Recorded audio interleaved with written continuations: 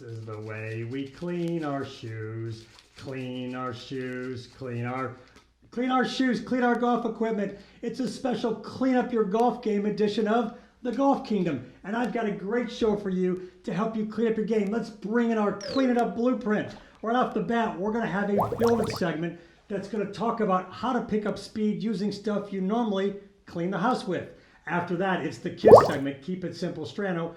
I've got something simple to clean up your pitch shots, and as always, a fun pop culture segment. Then when we get into the rest of the show, what we've got is some more cleanup stuff, a visit from our friend Neil the Monkey in the Don't Monkey With Your Game segment, and another bonus segment on building it and cleaning up your game. And as always, we're gonna close with Time to Rise. Are you ready? Because we're gonna get cleaned up, and we're gonna clean up your game here in the Golf Kingdom. Now, where is that other shoe? Oh.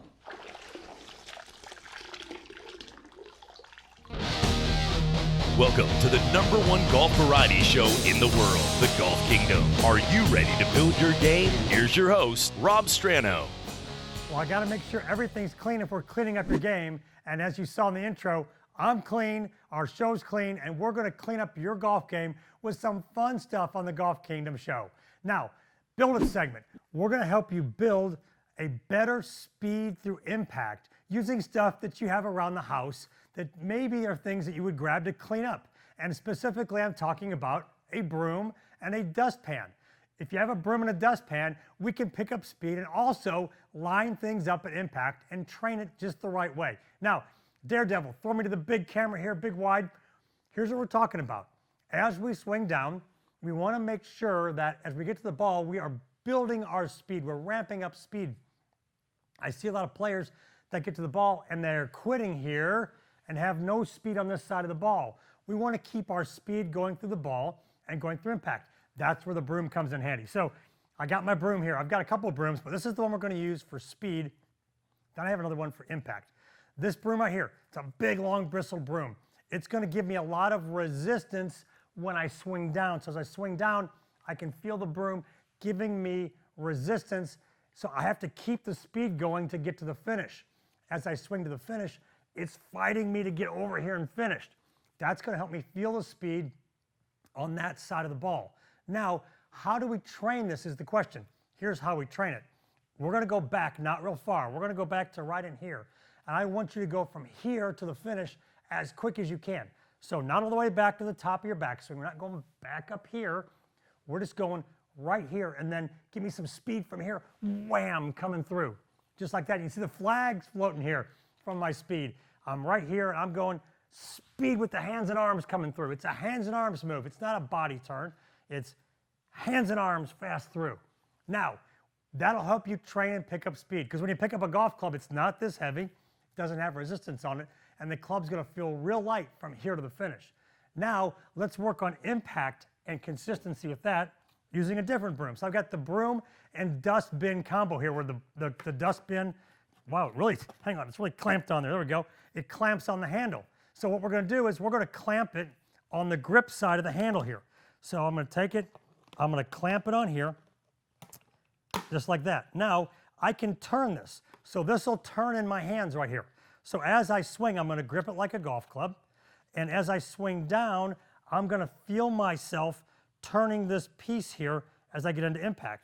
So as I come down, I've got resistance, and this will turn. So this is in my left hand, this is in my right hand. So as I come down, I am turning the dustpan. See, I'm turning it.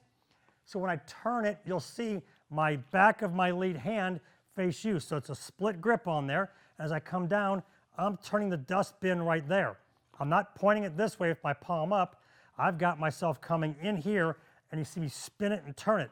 So by spinning and turning it, I'm teaching that lead hand to get squared up at impact. So broom, we can do it twice, once to create speed and once to come down and get this lined up. Both things will help your golf swing and your impact. Time for kiss. Keep it simple, Strano. Yeah, I'm not just blowing kisses because I love you guys out there. I'm blowing kisses because I'm going to keep it simple to help your game. And what we've got here is I'm going to keep it simple and clean up your pitch shots and help you understand how using one club and 3 different ball positions will make your chipping and pitching much cleaner, and you can hit 3 different ball flights. Now, we're going to widen out a little bit, and we're going to go low, and what you're going to see is I have 3 balls lined up here. Now, when I get set up, I'm going to point my right toe, my trail foot toe at the back ball, and get set up. I've got 1 club here. I happen to have a 50-degree wedge. This could be 50, 54. It can be a chip or a pitch. But we're going to talk pitch shots, which are a little longer swing where the ball has to carry more than it rolls. Ball back on my right foot, right here. That'll hit the ball low. If I move it forward, see I've got a ball width between the balls, so it's 2 ball widths forward to right there. That'll hit the ball a neutral height, and it's kind of right in the middle of my shoes here. And if I move it forward towards my left toe, that ball position right there will hit the ball higher. So keep it simple, Strano. 3 ball positions. Back toe, in the middle, front toe. For chipping and pitching, will hit the ball low, it'll hit the ball normal, and it'll hit it high. Well, it's fun time in the Golf Kingdom, and as always, fun involves pop culture. Yeah, movie lines, characters, songs, catchphrases, all those crazy things. And you know what? It's a cleanup show, so we've got Sponge Rob tight pants here, I guess is what you might say. But the question is, how can you use your regular sponge around the house? Something, you know, you'd use this kind of clean up your counters with here. How can you use this to help your golf game? So maybe it's a rainy day outside, or you can't get to the golf course for some reason, and you want to practice maybe in your backyard or in the house. So how can you use this sponge is a question. Daredevil, throw it to the big screen here. Let me show you one way to practice using the sponge. So what you're going to do is you're going to put the sponge down on the ground, and without a golf ball first, I want you to practice setting up out in front of the sponge about 6-8 inches. What you're going to do is you're going to swing and never ever hit the sponge. You can take a small swing, you can take a bigger swing, but I don't want you to ever hit the sponge. So here's my setup. I'm going to swing back, I'm going to come down, and I'm never going to hit the sponge and move it.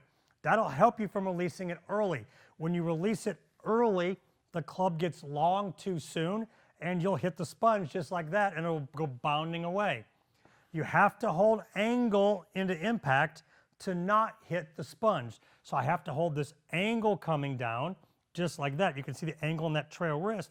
You have to hold that angle in order to not hit the sponge. So practice it without a golf ball first. Practice swinging and never clipping the sponge. And you know what? Every once in a while, maybe mess up and hit the sponge and go, oh yeah, that's the wrong feeling, is this wrist is this way and that wrist is that way instead of being here. Once you can do it without a ball, then bring a ball in and check yourself. So I'm putting the ball down. It's about 6-8 inches in front of the sponge. A size 10 shoe is about 1 foot long. So you can see I've got it not quite 1 foot away from the sponge. And now I'm going to hit just a simple chip shot and not hit the sponge. Perfect. No sponge contact there. And I didn't clip it and move it out of the way. I clipped the ball first. Here we go again. No sponge contact. Boom, right there again. Got the golf balls coming back at me. Now let me show you a wrong one. Now I'm going to come down and I'm going to release it and catch the sponge. So here I go. We're going to come back. I'm going to come down. Oh, I released it too soon and hit the sponge. So there's the error and there's the right thing to do. We want to make sure as we come down, we're not hitting the sponge. Now when you've got that, one fun thing that you can do is take Sponge Rob tight pants here, stand him up just like that. Okay? Now take a practice swing and come in and feel that lineup. Feel that lineup. Feel that lineup right there. Once you've got that, now you can just knock your sponge around the house. You can knock it around the driveway, whatever. But you can just take a sponge and swing and hit it and knock it around. And that way you get the feeling of having it there and just taking swings. Because taking swings helps your game no matter what you use, even if it's just a sponge. Now, stay tuned for more great stuff coming up here in the Golf Kingdom. And we'll be back faster than 1 swing and 1 putt. Alexa, open Golf Kingdom. Welcome to Golf Kingdom. Here's your golf tip of the day. Welcome to the Golf Kingdom. I am your host, Rob Strano, and here is today's Pro Pointer. Alexa, stop. If you want more pro pointers from me via your Amazon-enabled skill at the Golf Kingdom, be sure to go there and enable it. Every day I give you a new tip free with your Amazon-enabled device. So enable the Golf Kingdom and you'll get a tip from me, your host, Rob Strano, every day. Welcome back to the Golf Kingdom. And yeah, it's me, your host, Rob Strano, but it's time to talk nerdy. So you might not have recognized me with the nerdy glasses on and the lab coat, but we're talking nerdy, and we're going to talk about statistics. Now, when I was in college, we called them sadistics, but statistics can really help you clean up your golf game if you take the time to record them and understand them. And there's a lot of apps out there right now that you can download onto your phone, and they're wow, that's hard to say. They're golf-specific statistic apps where you can chart everything you need to know about your game and kind of see where you're really struggling and where do you need to improve. So for example, when I coached a player on the PGA Tour, I was looking at his statistics all the time.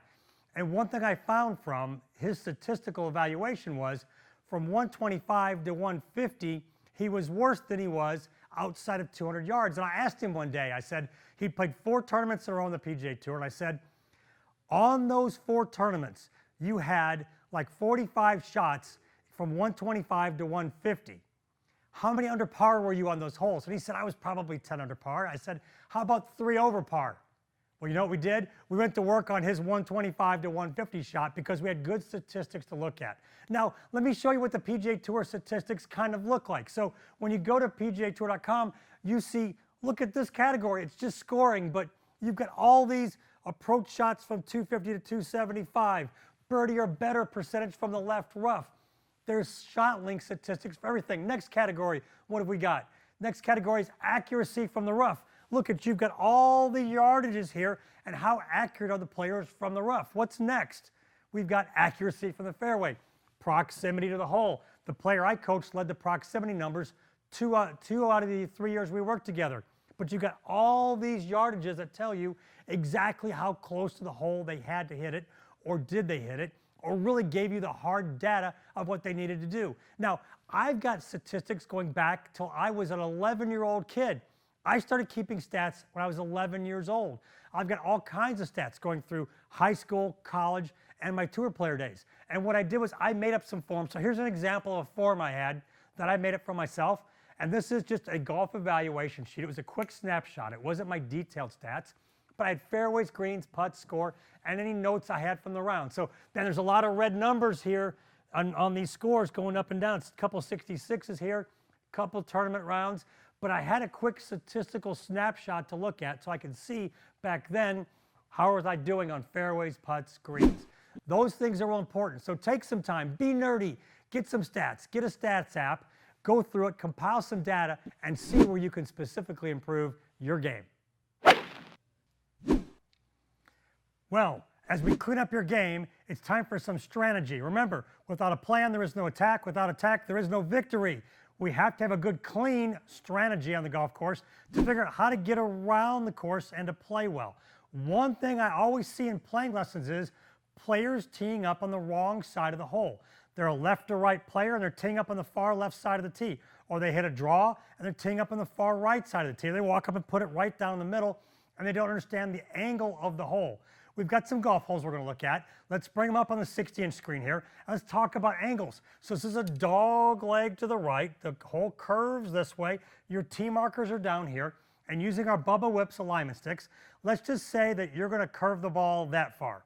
So you're going to curve it that much. So if we hit it, if we go straight, we're going to go right between those sticks. But we're going to curve it left to right.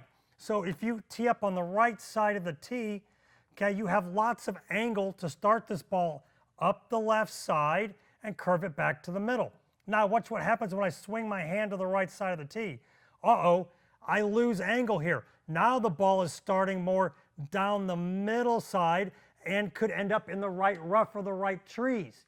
So if we tee up on the left side here, all of a sudden you can see these sticks, they shift more there and I lose the angle of the hole. Let's go to the next one here. Next hole. It's a dog leg the other direction. Dog leg going from left to right.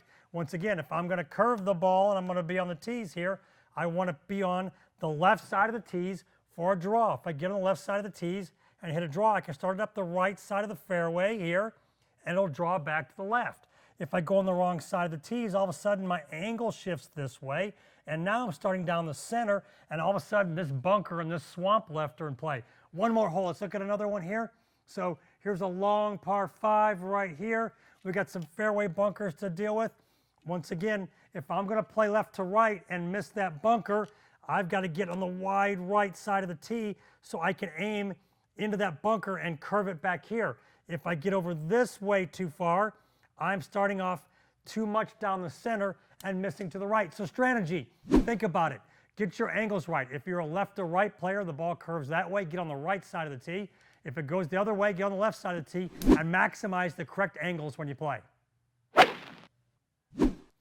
And it's a bonus build-it segment. We're going to help you clean up some things, in fact, 3 things in your swing. So it's kind of like clean up aisle 3 when you're in the grocery store. We're going to clean up 3 things using some alignment sticks to help you understand setup, top of the backswing, and impact. So let's just talk setup first. One of the things you see a lot of players struggle with is getting shoulders square. Daredevil, come to the big screen for me. So I'm going to put an alignment stick down. We're just going to call this the target line because that's kind of what it's going to be. I'm going to take this stick and just prop it underneath my shoulders like this. Under my shoulders, under my arms. Under my arms, across my shoulders. So it's just propped under there, just like that. Okay? So propped under there. I got the stick on the ground. I'm going to take my grip. I'm going to try to make this stick match the stick on the ground. And then I'm going to look and see where the end of the stick is pointing. So if I'm hitting a golf ball that way towards you guys, that would be open shoulders. That would be closed shoulders. And I kind of want to wiggle this around until I make the sticks match. Now when I've got them match, I can kind of feel where I want to be. Now the easy thing is with the alignment stick under my arms, when I think I got it matched, I'm just going to pull my arms away a little bit, let it fall to the ground, bring my arms back down, and now I feel square setup. So if you're open, so if you feel like you're open at setup, let me demo that again, get it there, and I'm open like that. If I drop it and let it go down, wow, I can really feel my shoulders that way. Now, top of the backswing, we're going to stay with the alignment sticks here. So one thing you want at the top of the backswing is you want your elbows balanced. You don't want to have this one high or this one low in the backswing. So one thing you can do is take the alignment stick, lay it across your arms like this, swing back, straighten your lead arm, and try to make this thing balance here on your arms. So if my trail arm gets too high, I'm going to dump the stick. If it gets too low, I'm going to dump the stick again. So I want nice balanced elbows at the top of my backswing. So however I get it there, it doesn't matter. I can stand here like this and get turned to set up this way and hold it right there and just feel balanced elbows in my backswing. It's a great way to get the right feel for what you're doing by getting it just right here in the stick. You just want to make it nice and parallel to the ground, and you might feel a little difference in where this elbow is. Instead of it popping out like that, you see if it popped out like that, it would drop the stick to the ground. So really want to keep the elbows nice and stable when you swing. You don't want all these moving accordion parts, especially in your elbows. Now, let's talk impact, which is everybody's favorite thing to try to get better at. Impact. So I'm going to drop the sticks to the ground again. Now, I'm going to put a target line stick down, and I'm going to get set up with it on my toes. Then I'm going to drop the stick between my feet here, and it's going to go on my trail toe and on my lead heel. So just like that. Now, this stick right here that's at the angle is the one I'm going to try to get my hips to line up with. So I'm going to try to get my hips to line up with that stick, and I'm going to try to get my shaft to be perpendicular to the target line stick. So I'm set up, I'm looking, trying to get to impact, get my hips to match that stick, and get my shaft to match this stick. So when I spin it around this way for you guys to look at, there's my target line stick. Here's my foot stick right here. Now what I'm trying to do is get my hips to match this one. Hips turn open there. And I'm trying to get my shaft to be perpendicular as I look down at this one. So these are 3 great cleanup things. Cleanup aisle 3, right here. 3 great cleanup things for your swing. 1 for setup, 1 for top of the swing, and then 1 for impact, where it gets the hips moving, gets the trail foot coming off the ground a little bit, and we learn to line this shaft up just right at impact. Now, in keeping with the cleaning theme, we're going to cover cleaning some stuff here, and we're going to talk about the importance of it. So here's a wedge. Everybody wonders how you get more spin on your wedge. This thing's got to be spotlessly clean. It can't have any dirt on it like this. It can't have any grass. It can't have any oil from your hand. The friction's got to be just perfect. Now, there's a new product called Groove It. It's a special Groove It brush cleaner with a button on the end. So with the button on the end, when you push it, it squirts water on your club right here, and then you scrub the club clean with the brush, and then once you've scrubbed it clean, you wipe it with the towel, and now you have a clean face. Now the question is, when you look at the club, did you get everything out of the grooves? Because you need the grooves in there, because the grooves trap the debris and keep it off the face. What you want to do is simply grab a golf tee and just take the tee and just run it through your grooves just like this, and make sure you get every little bit of debris out of your grooves so they're perfectly clean. A great caddy on tour does an awesome job of keeping his guy or gal's clubs perfectly clean, so they don't have to worry about spotless, clean grooves, clean face, or dirt affecting their golf shot. Now, next question is the grips. Have you ever cleaned your grips? You know, you grab them with your oily, dirty, sweaty hands all the time. Well, grips get slick. What you want to simply do is take your towel, wet one end of it. So you got a wet end and a dry end. Take the wet end and scrub the grip. So take the wet end, scrub the grip with it. Now flip over to the dry end, take the dry end, scrub the grip, and you know what? When you grab it, oh wow, it feels nice and tacky now. It's not slick and shiny, it's got a little tack to it.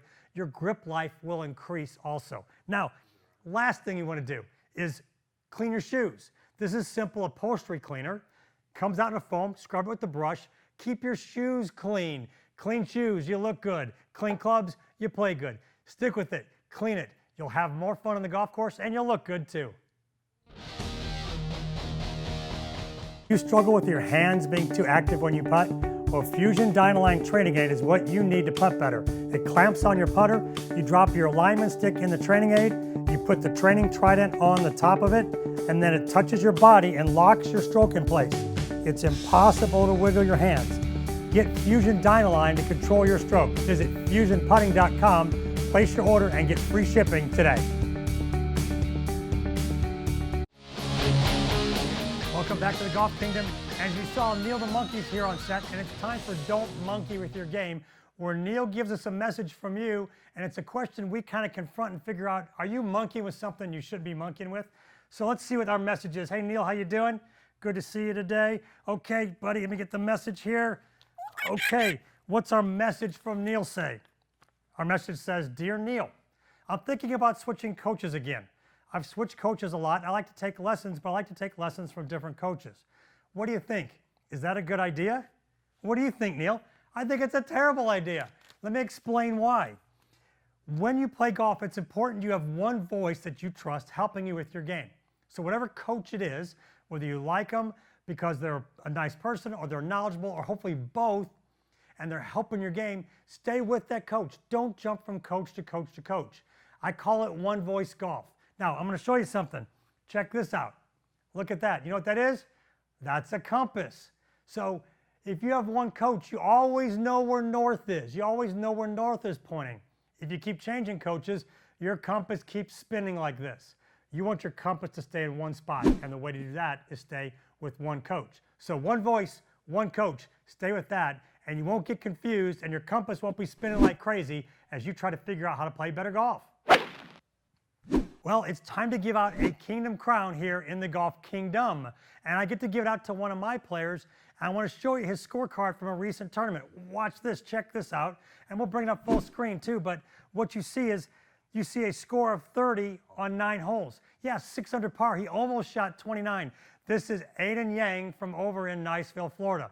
Now come back to me. There's going to be some video playing. Let me tell you a little bit about this kid. He's played in the World Championships for U.S. Kids Golf in Pinehurst, and he's a hard-working kid. Yeah, he's a little bit of a lefty, but he can chip and putt.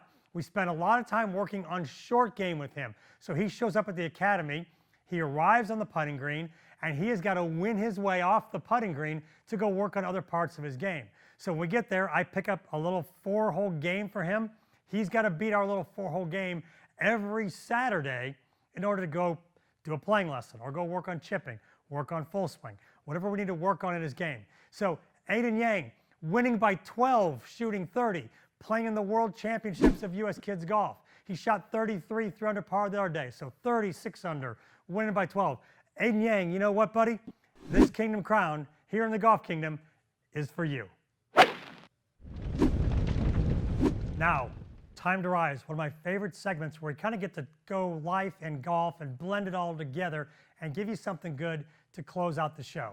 And I want to talk about sticking with the clean thing, sticking with being organized. I want to talk to you about how to do that in golf and in life. And as a past tour player, we regiment our schedules very tightly because we don't want surprises. From the moment we get up in the morning till we get to the golf course, till we play, till we finish, and what we do the rest of the time, it's very organized and very scripted. Speaking of scripted, everybody thinks they want a TV show. Everybody thinks they can do a TV show. Well, let me tell you what. This is what the organization for this show looks like. This is a 4-page outline for the Golf Kingdom. This is today's show. This is the show rundown. This is where the commercials go. This is the props for all the segments. This is the blueprint outline for the crew to understand what's going on. Everything is tightly scripted. There's no surprises here in studio. Everything's organized. Everything's under control. You want to do that in life. You want to do it in golf. You don't want these surprises on a day-to-day basis. Now the question is, you've got to figure out what's vital. What are the things that you need to have control of? What are the things that are important? Everything else goes to the side. It goes to the back burner, as we say. It kind of maybe goes into the trash bin. It's like, I don't need to worry about that. I'm not going to be concerned with that. You've got to figure out what's important, whether it's one thing or 5 things. Stick with those 5 things and control them and make sure that you don't have all this clutter in your life. So stick with that. Keep it clean. We've kept this show clean for you with your golf game. I've talked to you about how to keep the show clean as we plan it, how to keep your golf clean, and maybe it'll help you keep your life cleaned up too. Thank you for joining me here in the cleanup version of the Golf Kingdom. It was fun helping you clean up your golf game. Let's bring in our Stranos and review.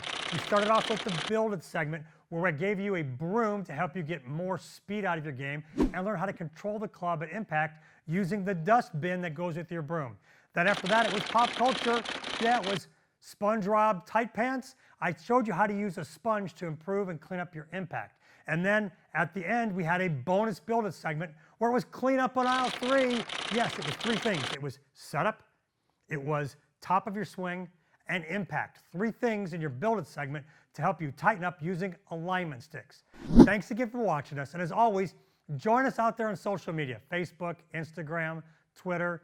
And also, if you want to watch all the past episodes of the Golf Kingdom, download the Roku and Amazon Fire TV channels so you can watch all the past episodes and all the crazy fun we have here in the Golf Kingdom, helping you with your golf game. And if you're an Amazon Alexa user, ask Alexa to enable the Golf Kingdom skill, and you'll get a tip from me, Rob Strano, your host every day.